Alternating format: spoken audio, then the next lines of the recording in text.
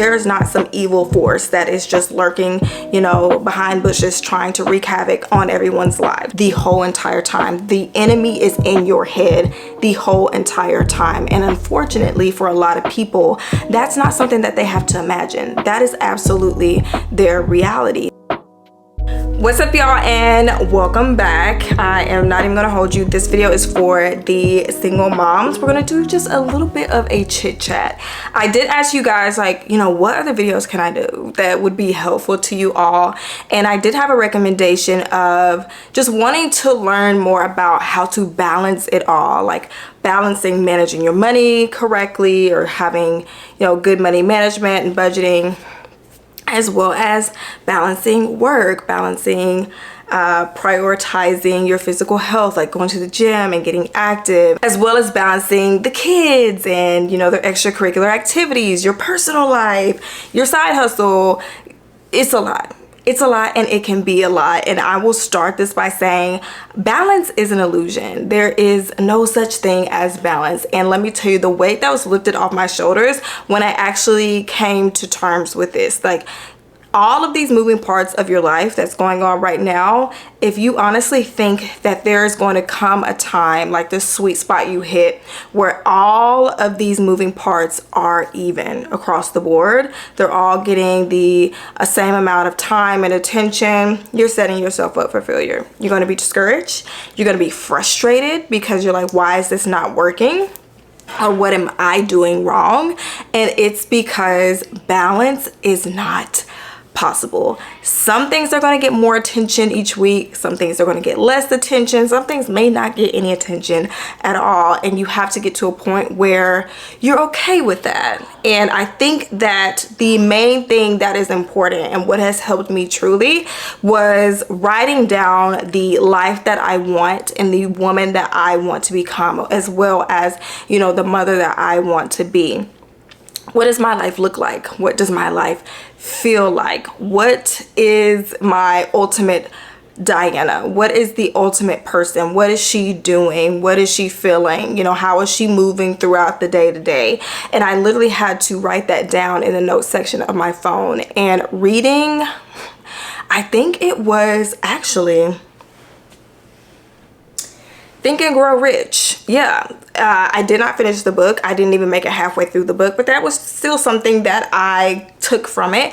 It's like, whatever you want, you actually have to write it down and marinate on that every single day. So in the notes section of my phone, I have a pinned message up top. And that is where I wrote out what I want in life, what I want my life to feel like, what I want my life to look like, the type of person that I want to be. And when you have a clear direction, like it's easy to be more intentional with your day to day, because you know, like, this aligns with what I'm trying to go for here, or this doesn't align with what I'm trying to go for here, or this is not really something that's going to make or break or move the needle. This can kind of fall by the wayside this week or this month or whatever it is. And that brings me into tip number 1. Do not go into each day blindly. Please, this was something that I had a bad habit of doing. And let me tell you, it sent me spiraling. I had a season that I'm coming out of where I was literally spiraling. Like, I was just going into each day willy-nilly, thinking that, you know, as I go through each day, I'm going to know exactly what I need to do, or it's just going to come to me. And when you do this, when you don't set your intentions the night before or even the morning of exactly what it is you need to get done, then you're going to end that day feeling discouraged and feeling like you didn't maximize the time that you had. And as a single parent, yes, we do not have the same 24 hours as the next person. And I don't think really anyone has the same 24 hours, because you're sleeping throughout those 24 hours as well. So you have to incorporate that into the 24-hour day. But still, we don't have a lot of time, because we're not only managing ourselves and our jobs, but we're managing other human beings as well. And so that takes up a lot more time, and you're having to multitask. And when you're multitasking, you get overwhelmed and some things kind of slip by. You need something to keep you guided, and you need something to keep you organized. And that was number 1 key for me. Like, what do I need to get done for my kids? Like, what do my kids need?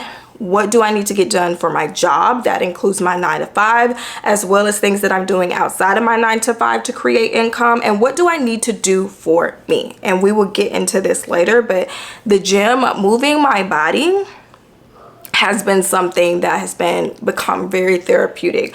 It was hell in the beginning. I hated it. But I just needed something to instill discipline in me to get me moving and grooving, because I wasn't happy with myself and my health. But now it's something very therapeutic for me, and I get to the gym because that is my me time. That is my time to kind of zone in and be selfish and go into myself.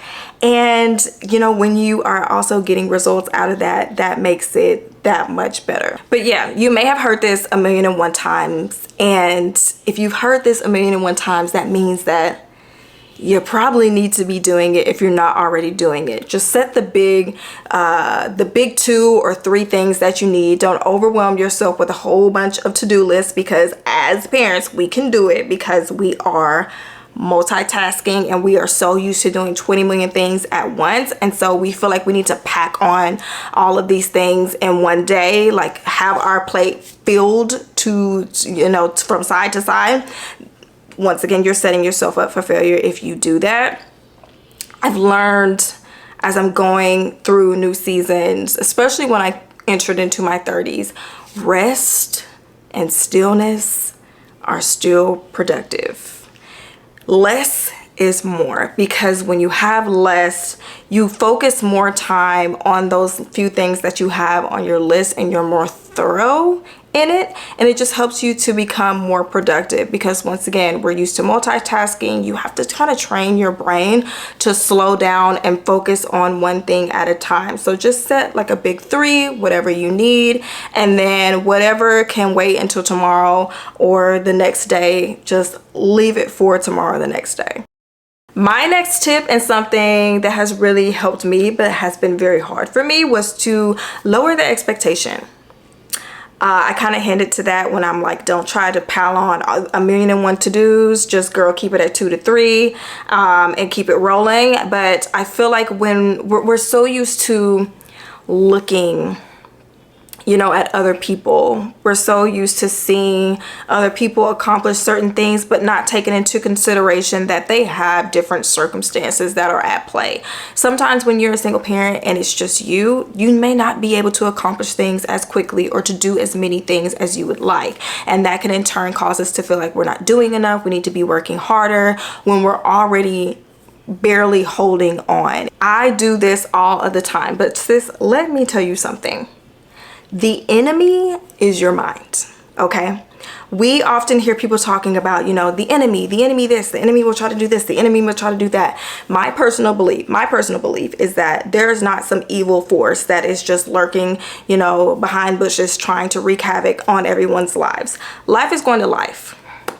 Life is going to happen to everyone. No one is exempt from life. Life is a series of unfortunate events, okay? And do I feel like, you know, some people have it harder? Absolutely. Some people have it harder in life. Yes. Some people have more traumatic things that happen. Yes. I am not interested in, you know, having this trauma war. My trauma is more than your trauma, or, you know, worse than yours. And therefore it matters more, whatever it is that people try to do nowadays.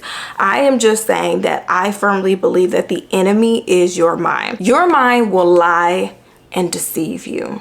It will try to feed you all of these lies. And we know this. We know this. We know this every single day. Think of how many times your mind tries to feed you a lie about yourself. If you do not learn how to control and tame your mind, then your mind will control you. And just imagine walking around day to day with the enemy stuck in your mind the whole entire time. The enemy is in your head the whole entire time. And unfortunately, for a lot of people, that's not something that they have to imagine. That is absolutely their reality. They're walking around telling themselves that they're not good enough and they're not doing enough and their life is not valuable and they are not of worth, or the things that they have accomplished are not really accomplishments because they were small improvements. You let your brain run rampant, like it's running wild, like a wild animal. And I think I've said this before on my channel, like, girl, your mind in its nature is like a wild animal. Think of like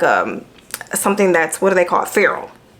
Okay, you have to tame it like an animal that you take off the street. Like if you're a cat person like me, you take a wild cat, that thing is savage. Okay, it's screaming, it's clawing at you, it doesn't understand how to maneuver in a household because it's never had the opportunity to be tamed. But you tame it little by little, day by day, you know, bit by bit, you're making progress, and in turn a lot of them do turn out to be wonderful, cuddly pets, you know, that become a part of the family. But your brain is the exact same way, sis. So you have to realize that when you have these crazy impulsive thoughts, that it's just doing what it naturally does. It doesn't mean anything about you. It doesn't mean that you have to act on these thoughts or believe these thoughts. Kind of just like you're taking a step back from yourself, like an outer body experience. This is the way I make it work in my mind.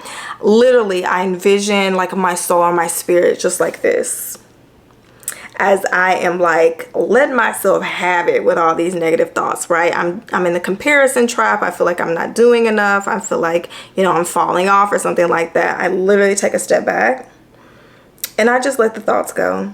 Kind of like the clouds just going over my head. I just let them go. I just sit and observe them because they're coming from somewhere. Like they are very helpful. Like fear is very helpful. We try to do away with fear. Girl, you ain't doing away with fear. Okay.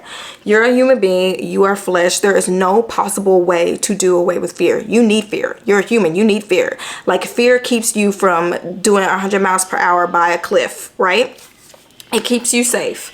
It is, once again, the spirit of fear that I feel like we don't need to have. Even though you're scared, you do it anyway. If you feel like in your spirit, this is what you were called to do, or this is what you should be doing, but you don't do it and you're not obedient, that is where the problem comes in, right? It doesn't mean that you don't have fear about this certain thing. It's you don't let that fear keep you from doing what you know that you need to be doing and doing what you feel like you're called to do and what you're good at, because, oh, you let your thoughts or your mind tell you who you are. We don't do that. So just like this, I'm watching them. I let them go. I don't even try to fight against them anymore. I don't try to come up against them with some positive affirmations. Like if I say, you know, why am I not doing as well this month financially or something like that, or I haven't accomplished this yet and she's accomplished it at 28. I'm not trying to throw in a positive affirmation really quick and be like, I'm doing as best as I can and I'm a da-da-da-da-da, you know, like we teach ourselves that we need to do. You're just going to overwhelm yourself, and there is no way to stop these thoughts. You cannot stop these thoughts from happening. I don't care how many positive affirmations you say in the mirror. They're going to happen. Just let them happen. Let them go. Don't try to indulge or engage with these things. Just kind of sit back, let them fly by, observe them. They're coming from somewhere. Maybe you haven't been on your A game. Maybe you haven't been on your ish, and it's letting you know that you haven't been on your ish. So you're like, okay, I'm gonna get back on it this month. But you know, that's it. That's where it stops for me. And I just pull what I need to pull from that experience, leave the negative emotions because I don't need to take that with me, and I keep trucking. So yeah, you just have to lower the expectation, and that makes our skin crawl. It makes my skin crawl. As someone that was a workaholic, I was addicted to climbing the ladder. I was addicted to achieving certain things, and obviously when we are trying to navigate through life, we're trying to accomplish things to have things, accomplish things to have the accolades, you know, and the recognition. That's just how we are. It's in our human nature. So for someone like that who is a recovering workaholic, this has made my skin shrivel up. But I know that trying to accomplish all of these things, it's unrealistic, it's unattainable, and I can't, you know, I can't maintain that type of life, and it's not doing anything for me besides making me anxious and making me feel like I'm not doing enough, when in reality the person that's in the mirror right now, she is working hard and she is worthy and she is of worth, and I deserve to extend grace to her. And so just like with your kids, you wouldn't look at your kids and be like, you're not doing enough. You need to do more. You need to pack on more on your plate, or you can't do this because you're not good enough. Like if your kid comes to you and they tell you that they want to do something, especially in the future or even right now, you don't crouch down and look in that child's eyes that has so much potential and faith and hope and just sees the world in such a glistening light. You don't crouch down and look that child in the eye and say, you can't do this, you're not good enough. You can't do this because XYZ, which is obviously coming from past experience. Like how we label ourselves is coming from our past experiences, you know, what we've heard growing up and what we've done, unfortunately. But you would never do that to your child, or at least I would hope you would never do that to your child. You would say, hey, I believe in you, and yes, you can do this. Like, yeah, baby, you can do this. You can do this. You'll make a great doctor. You'll make a great dentist. You know, you'll make a great entrepreneur. And I feel like you have to look yourself in the mirror and look at that inner child that's staring back at you, that needs that, that needs that assurance, and say, yeah, you can do this. If it's something that you really feel like you're called to, yeah, you can do this. And while we're talking about lowering the expectation, I didn't make it to the gym last week. All last week, I did not make it to the gym. And you know what? That is okay. I did not hit as many eat at home days as I originally wanted to, so I could save money. And that is okay. Okay. Certain things aren't going to work out all of the time, and I understand that. And I feel like I'm now in more in the rhythm and flow of just letting things be. As long as I put my best foot forward, as long as you are trying your best, then whatever else happens is just happens. You can't control it. You're going to drive yourself crazy trying to control the series of events in your life. You have to surrender and just let go. Just know that you did your part. And that's it. It is what it is. Kind of like when we tell our kids, like if they're nervous about a test, hey, you studied, you did what you needed to do. Now, whatever the result of that, whatever it is just whatever it is, because you did what you needed to do. And that's it. That's it. That's all. And talking about that, that leads me into my next tip. Of course, we got to talk about money, girl. Stop trying to accomplish all these extravagant things financially, especially if deep down that is not really what you desire. So yes, once again, going back, we see all of these people accomplishing these extravagant things or accomplishing these things at a rate in which we're not able to. And what does that do? It causes us to feel like we are behind, we're not doing enough, and we are less than, and our efforts are not, they're just not enough. And I was watching a video from Shea Budgets the other day, and she said something that was so real. And she was basically like, as long as my bills are paid, that's all I'm striving for. Like, I am totally okay without having XYZ. I just want my bills paid. And I feel like that speaks to a lot of us at our core, what we really want. We want to pay our bills with ease. We want to save / invest, obviously. And we want money left over to do as we want. And that's it. But if we go somewhere and we're not really in tune with exactly what it is that we want, going back to writing down, girl, what is it that you want, and be crystal clear on it. If we are not sure of what we want, and we just out here willy-nilly, when we see something, we're gonna be like, ooh, that looks shiny, I want that. Or, ooh, maybe I should strive for that. Like, that looks good and she looks good in it, or whatever else.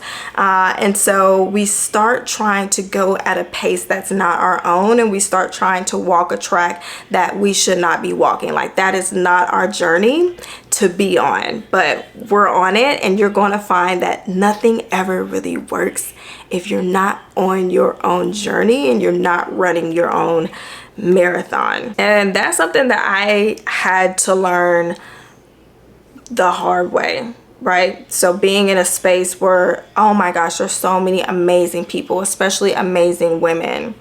Being in a space where women are accomplishing so much, they're hitting these outrageous income goals, they're getting these things, and they're having all of this recognition. Operating in a space like that, and knowing, you know, what I did want truly, which was something a lot more simple, being in that space caused me to embark on a journey that was not my journey, but I was trying to make it work and fit with what my desires were. And it just never really worked out. And I don't think that it will ever truly work out, and you will know based on how you feel. Like burnout, anxiety is through the roof. It's just not for you, and you find that you're like a hamster on a hamster wheel, and you're running and you're running and you're running, but you're not really getting anywhere. It's probably a telltale sign that you are in a space that is not your own, right? And as a single parent, a lot of us, we don't have multiple incomes to pull from, and we have kids that we have to divide our income amongst. Certain things are not going to be realistic for you, or to accomplish in the amount of time that other people did. And you have to realize that that's something that you have to sit and accept. And once again, coming from someone that is like a I'll show you type of person, workaholic, want to accomplish and have all these accolades, that was something that was very hard for me, and I would dang near kill myself trying to accomplish things that people who are not single moms were accomplishing. And I was burning myself out. I was dimming my own light and like blowing out my own fire trying to do that. But in reality, we live two totally different lives. We have two totally different circumstances, and that's not to say that, you know, we are less valuable or that our lives, we just can't accomplish these things. That's just saying that you have to realize that your journey is going to be a lot different, and it may take a lot longer because your money is more divided, you know, and that is okay. And that also leads me into, it's not going to be a little rant, but just maybe a little word of encouragement. Like, I know we feel like we have to work 10 times harder to be in the room with other people. We have a lot of statistics stacked up against us, a lot of stigmas and you know, a lot of negative stereotypes that we have to fight off, especially as single moms. And if you are a single mom of color, just adds fuel to the fire. So we feel like we have to prove ourselves. We feel like we have to work harder just to have the same level of respect as someone else because of the decisions that we have made. We made these decisions to have these children, and you know, I feel like the decision was made. Whether you feel like it was a good decision or a bad decision, the decision was made, right? And the children were had, and we are taking care of the kids.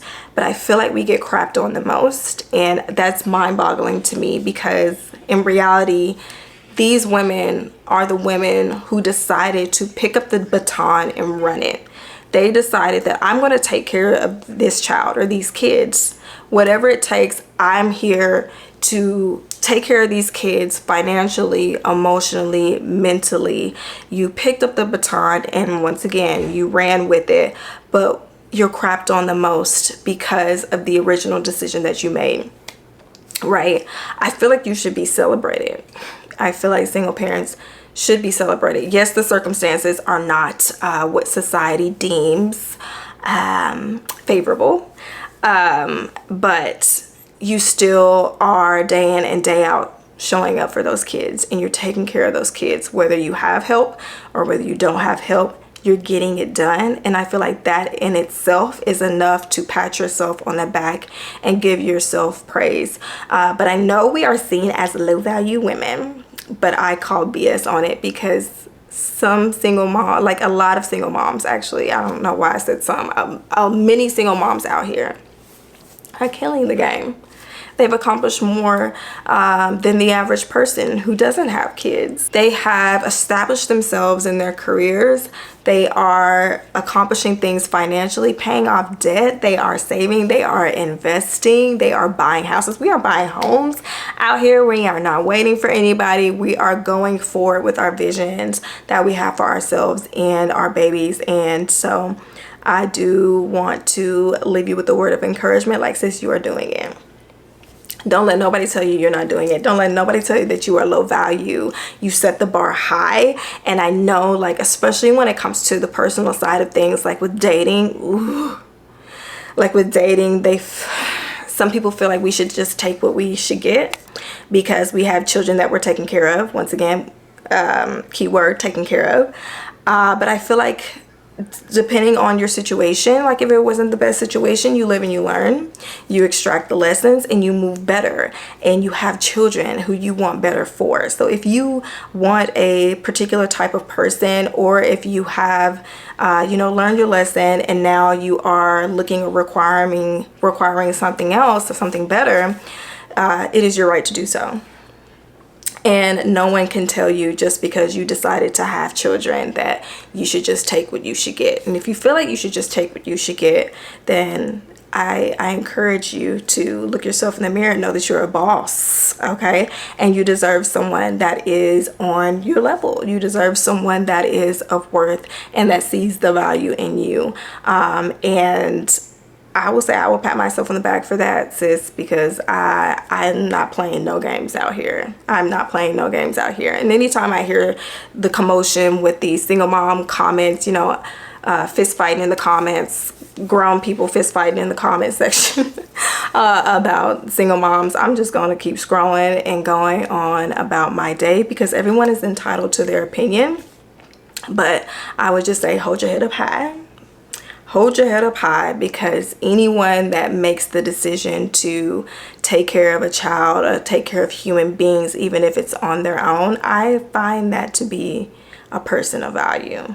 So anyway, that was my little rant for the day. Hopefully some of these tips were helpful. And I will say, once you find your worth and you know that you are of value, you're going to start walking like it, girl. You're not going to accept certain things that you have accepted before. You are not going to be doing certain things that you were doing before. You're literally going to navigate each day according to your worth. And you only accept what is of your worth. And the one thing that I will say, I've said to women who just come to me, who just want to talk, whether it's about relationships, and I've said this to some clients as well, whether it's about their money, you can say what you can tell someone what your value is, but you're always going to know how a person feels about themselves by what they accept.